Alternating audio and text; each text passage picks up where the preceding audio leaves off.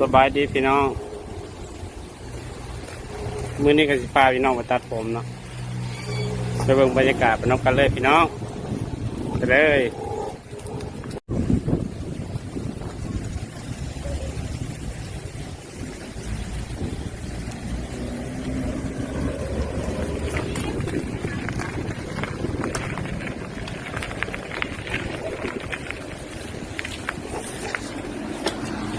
สบายดีพี่น้อง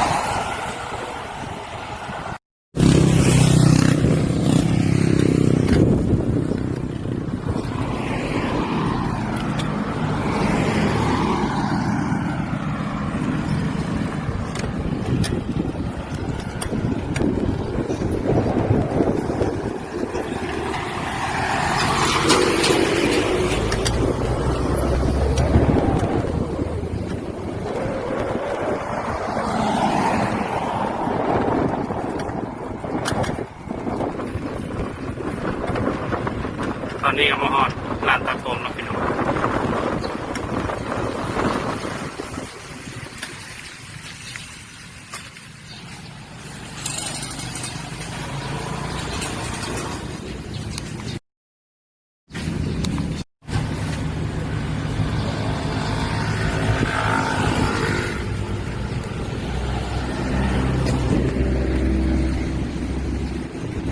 อันนั้นก็คือซีเจที่เอามาเมื่อนะพี่น้อง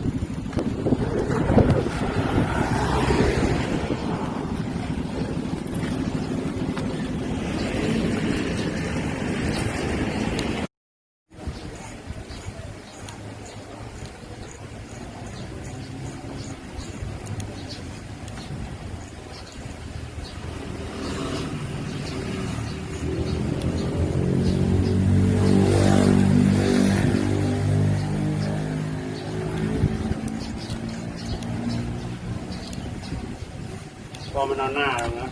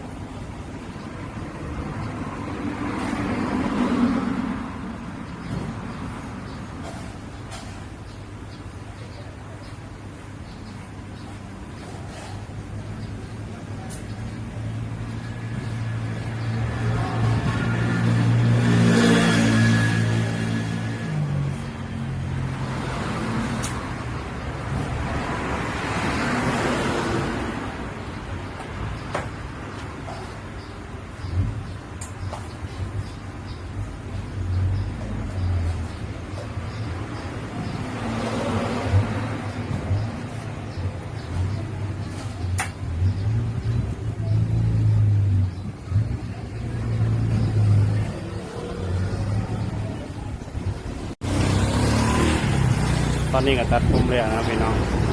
รอพี่น้องก็สิได้จบคลิปเพียงเท่านี้นะพี่น้องฝากกดไลค์กดแชร์กดติดตามด้วยพี่น้อง